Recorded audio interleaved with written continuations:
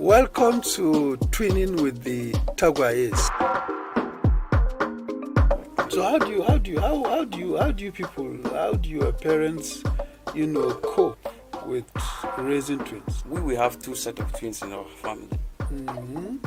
Our mom gave birth to 8 children.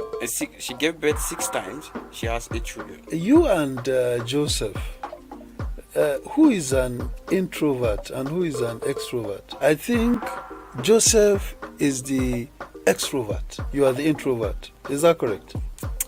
It's not correct. It's not correct. No, it's not correct. If you do things to a twin that they are innocent, if they shed tears, something definitely must happen to you. From the date of birth to we growing up, I think everything's amazing. They gave us that kind of training, like you have to love your brother. You have to look after each other.